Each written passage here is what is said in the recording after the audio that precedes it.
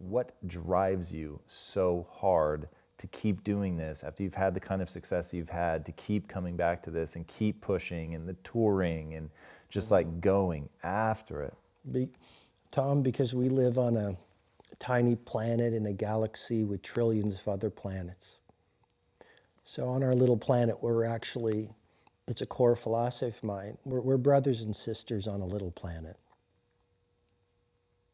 That homeless person was someone's dreams at a time. The person in the restaurant or the hotel, who it's very easy if we're numbed out and not awake, I mean, that's someone's father or mother. And when I look at most people on the planet, it's no judgment. I see people they're in scarcity versus generosity. I see so many people saying, you know, when I was a kid, I had all this creativity. I don't know where it happened. You see it every day. You know, you have all these people, I want to build a business. I guess I can't. It's psychology of can't versus mentality of possibility. I see people in pain. I see people playing victim. I mean, wouldn't you agree most people on the planet at some form or another, whether it's with their creativity or their prosperity or their personal lives, they're stuck in victimhood. And I know mindsets, I know rituals and routines, I have systems, and it's not just go out there and live your dream and be happy, happy, happy. I mean, the book shares a lot of my methodology, the twin cycles of elite performance, the 90-90-1 rule, the second wind workout, the 2 massage protocol, the 20-20, like these have worked for my clients for years. So I have the information to serve. You have the information to serve. How can we see people stuck when they have such glory and nobility and decency inside of them? How can we allow that to happen? We have a responsibility. We all have a responsibility. You said that everybody should have core values. What are some of your most deeply cherished core values? Service above self.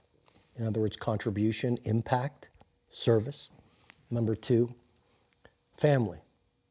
I mean, if I could be a tenth of the human being my 2 children are, I'd be amazing. Family, you know. I've worked very hard, but I've really worked hard on my family too. Even trying to be a great son, a great brother, all those things. Because we all know, to get to the last day of your life and say, I made a lot of money and I got a lot of likes and I sold a lot of books and I impacted a lot of people, and your own family never got to know you, that's heartbreak. 3rd value, I'm an aesthete, the French word, lover of beauty.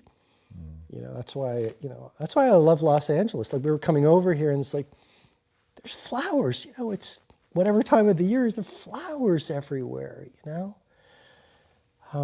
So I love beauty and art and food and people and sunsets, and that's why I love Rome so much. Now, that 4th value would be vitality. You know, I really do believe that one of the keys to legendary is longevity. I mean, I want to live till 177. I want to, you know, right? I mean, I'm biohacking and I'm resting and I'm doing the 2 massage protocol and everything possible so I can be rocking my craft and serving as many people as possible when I'm into, you know, I mean, one of the things I'd say is you never want to let an old person anywhere near the inside of your body, right? And we could get into epigenetics and the fact that we have a chronological age and a biological age, but vitality is important. And then I think the final core value is lifestyle. You know, we can serve the world, and that's very important, I know, to both of us. But life is ultimately a really short ride. And so I want to really be around only people. I mean, I am focused. I only want people in my orbit that bring me joy or fuel my joy. I only want to do the pursuits in my business and career and life that bring me joy. And I only go to places where I feel joy. That all makes a lot of sense. So you've brought up a couple of times now the biohacking part. So going into the health set, let's talk about that. What are you doing? You've got fasting, you've got obviously the exercise. You've got, sounds like the massage, 2 massage protocol. Walk us through what you do to care for yourself to make sure that you hit that 177 number, which I like. It's very far and it's very specific. So, So yeah, fasting. A lot of writing the book, I was in fasted state, and for me, the way it looks. Are you doing intermittent fasting? Yes.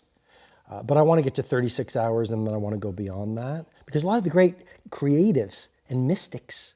So for me, it's my last meal might be at 9 o'clock, but I won't eat until 4 o'clock, let's say the next day. When I was writing, a lot of the book was written in Rome, I would get up and have 2 cups of coffee because coffee is a health drink, awesome antioxidant, magnificent cognitive enhancer.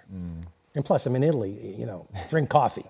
And then I just, I'm at a hotel that allowed me to have a tight bubble of total focus, so 0 distraction. And then I go into that flow state, and I would just work on the manuscript in fasted state. And I saved a lot on grocery and food bills. Just imagine it. You know how much time we spend even eating? Yep. And I'd actually, and then it would be like 3 or 4 o'clock. I'd be in flow. I didn't even know where the time went. And then I'd ask, call the hotel front desk, can you clean my room? I'd go out to the streets and I'd reground and have something to eat. So basically it would be at least 18 hours without food. And then I'd have the window of eating where I'd, eat healthily. I'm on a Mediterranean ketogenic diet. And that's how I do the fasting and nutrition. I know by my energy level and by my mental focus when I'm in ketosis, rest.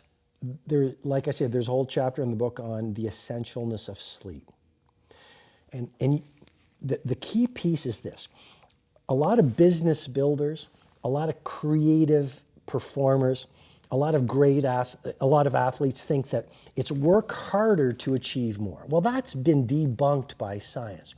We all know that we are at our best creatively, productively, and in terms of our performance when we experience intense burst of elite performance, and then we make the time to recover. I had a person at one of my events recently, he worked with Usain Bolt, and he said, Usain Bolt told him, I sleep 50% of the time to allow the training to take effect. So I run these cycles of intense creativity and productivity, and I've learned to really rest. I take naps. I've done it since I was 18. And recovery is very important in terms of meditation, visualization, or whatever.